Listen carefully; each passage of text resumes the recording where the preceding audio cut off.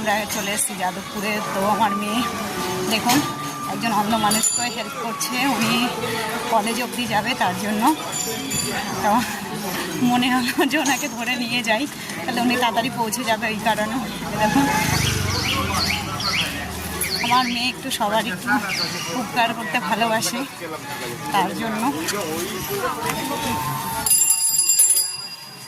দেখছেন কত বাজার বসেছে সকালবেলায়, যাদবপুরের বাজার মার্কেট।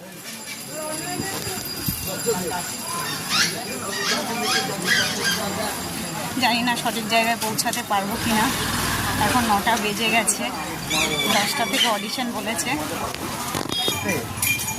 সকালবেলার বাজার।